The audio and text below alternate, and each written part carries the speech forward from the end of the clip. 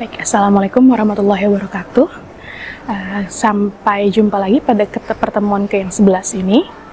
Kita masuk ke mata kuliah farmasi komunitas di pertemuan 11. Nah, kita akan membahas tentang patient compliance. Apa saja yang akan dibahas di patient compliance ini? Yang pertama ada konsep, definisi, serta tujuan dari kepatuhan pasien. Kemudian adalah jenis kepatuhan menggunakan obat. Kemudian apa saja faktor yang dapat mempengaruhi kepatuhan, dampak dari ketidakpatuhan itu sendiri, kemudian apa saja metode dari pengukuran kepatuhan, kemudian apa saja peran apoteker dalam meningkatkan kepatuhan, serta bagaimana strategi intervensi kepatuhan. Nah, yang pertama, kita akan membahas tentang konsep kepatuhan pasien. Di sini ada dua istilah nih, ada yang namanya compliance dan ada yang namanya adherence. Yang pertama tentang compliance. Compliance ini adalah sejauh mana sih perilaku pasien ini, misalnya minum obatnya, kemudian dietnya dia, gaya hidupnya dia, ini sesuai dengan saran klinis yang memang sudah diberikan sama penyedia layanan kesehatan. Dalam konsep ini adalah apoteker. Nah, biasanya kalau yang compliance ini cenderung dia pasif.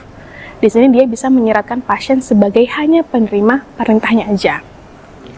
Kalau adherence ini adalah istilah yang memang lebih disukai pada zaman ini, di mana adherence ini adalah derajat di mana perilaku seseorang sesuai dengan rekomendasi yang disepakati dari penyedia layanan kesehatan, dalam hal ini adalah apoteker. Di mana adherence ini itu dia lebih aktif dan lebih kolaboratif. Nah, adherence ini dia menekankan adanya kesepakatan bersama antara si pasien dengan apotekernya atau mungkin dengan tim kesehatan lain tentang rencana terapi atau rencana pengobatan pasien. Nah, kalau definisi dari kepatuhan pasien itu sendiri, terutama di dalam asuhan kefarmasian itu adalah sejauh mana sih pasien ini bisa mengikuti rencana pengobatan yang memang sudah kita sepakati bersama. Misalnya, penggunaan obatnya apakah sudah sesuai sama dosisnya, terus jadwal minum obatnya kayak gimana, durasi pengobatannya, serta juga adopsi adanya perubahan-perubahan dari gaya hidup yang dianjurkan oleh tenaga kesehatan. Itu adalah definisi kepatuhan pasien saat ini. Nah, sebenarnya apa sih tujuannya kita harus ada kepatuhan ini dalam asuhan kefarmasian? Yang pertama, tujuannya adalah untuk mencapai hasil terapi yang optimal. Nah, itu jelas ya gimana caranya supaya terapi yang sedang dijalankan itu bisa memberikan hasil yang optimal. Kemudian tujuan yang kedua adalah untuk meningkatkan kualitas hidup pasiennya. Nah, kita berharap memang ada peningkatan dari yang mungkin awalnya kualitas hidupnya rendah bisa semakin membaik. Kemudian tujuan yang ketiga adalah untuk meminimalkan adanya risiko komplikasi dan juga morbiditas serta mortalitas. Tujuan yang keempat adalah untuk mengoptimalkan penggunaan sumber daya kesehatan dan juga untuk mendukung adanya pharmaceutical care. Nah, jenis-jenis kepatuhan menggunakan obat ini ada apa aja? Yang pertama, kepatuhan dosis, di mana si pasien ini bisa mengkonsumsi obatnya dalam jumlah yang tepat sesuai dengan resepnya. Dosisnya harus sesuai sama yang diresep. Kemudian ada kepatuhan waktu, di mana si pasien ini harus mengonsumsi obat di waktu yang tepat dan interval yang memang sudah dianjurkan sesuai yang ada di resep. Kemudian ada kepatuhan durasinya juga, di mana pasien ini mengonsumsi obat selama periode waktu tertentu yang memang sudah diresepkan. Misalnya antibiotik ini harus sampai habis, atau mungkin untuk terapi-terapi penyakit yang kronis ini bagaimana pengobatannya, ini juga harus disesuaikan dengan resepnya. Kemudian ada juga kepatuhan frekuensi, di mana si pasien ini mengonsumsi obatnya sesuai dengan jumlah kali dalam sehari yang memang ada di resepnya. Kemudian ada yang namanya kepatuhan prosedural, ini di mana si pasien ini bisa mengikuti instruksi khusus terkait dengan penggunaan obat. Contohnya, bagaimana cara menggunakan inhaler yang benar, bagaimana cara melakukan injeksi, misalnya untuk insulin gitu ya. Kemudian bagaimana mengkonsumsi obat sebelum, sesudah, atau bahkan saat makan. Nah, ada apa saja faktor yang mempengaruhi kepatuhan? Yang pertama adalah faktor terkait dengan sosial ekonomi. Misalnya tingkat pendidikan, literasi kesehatan pasien, kemudian ada status sosial ekonominya, gimana dia biaya pengobatannya, biaya transportasi dari rumah ke layanan kesehatan, kemudian dukungan keluarga, dukungan sosial, kemudian juga ada stigma terkait dengan penyakit atau pengobatan. Faktor selanjutnya adalah faktor terkait dengan tim atau sistem perawatan. Gimana misalnya hubungan antara si pasien dengan si penyedia layanan kesehatan, apakah buruk atau baik, atau mungkin kurangnya komunikasi, atau mungkin adanya keterbatasan waktu konseling antara apoteker atau dokternya dengan si pasiennya. Kemudian kurang juga fasilitas serta dukungan teknologi yang ada di pelayanan kefarmasian, misalnya ruang konseling yang tidak kondusif, itu juga bisa menjadi faktor yang mempengaruhi. Dan kurangnya koordinasi antar tenaga atau tim kesehatan.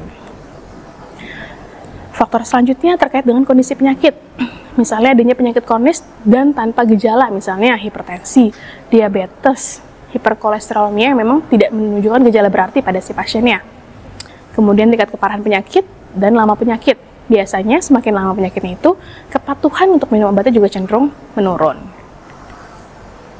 Kemudian ada faktor terkait dengan terapinya. Biasanya regimen obat yang rumit ini juga bisa mempengaruhi kepatuhannya.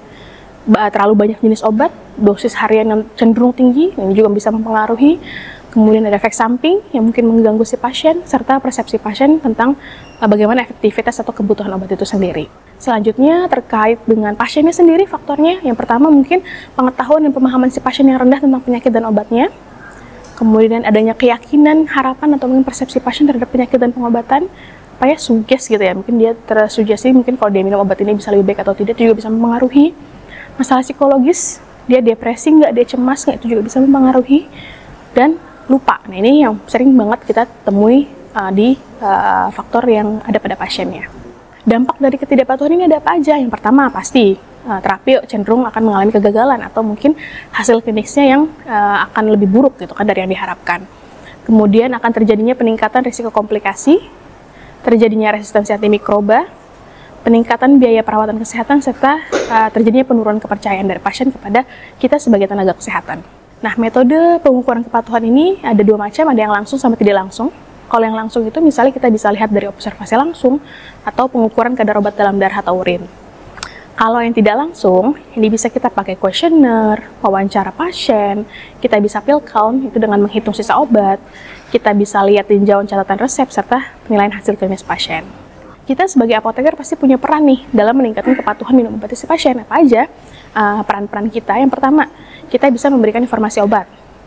Kemudian kita bisa berperan sebagai konselor obat.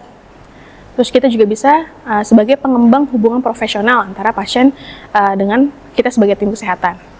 Kemudian kita juga bisa sebagai pemantau terapi obat dan penyedia dukungan teknologi yang membantu untuk meningkatkan kepatuhan pasien. Kemudian bagaimana sih strategi intervensi untuk meningkatkan kepatuhan itu? Yang pertama, kita bisa lakukan intervensi edukasi dengan cara adanya pendidikan kesan intensif dan adanya konseling yang terstruktur. Kemudian kita bisa lihat dari intervensi perilakunya juga. Misalnya kita bisa menggunakan alat bantu kayak kalender obat, pill box, ada medication chat atau alarm pengingat. Kemudian juga kita bisa menggunakan regimen yang kita sederhanakan dan juga kita memperkuat motivasi kepada pasien. Ada intervensi dukungan juga, mulai dari dukungan sosial, dukungan sistem, sampai kepada pendekatan multidisiplin. Nah, ini daftar pustaka yang saya gunakan. Baik, terima kasih. Ini yang bisa saya sampaikan untuk mata kuliah farmasi komunitas di pertemuan ke-11. Semoga bermanfaat. Assalamualaikum warahmatullahi wabarakatuh.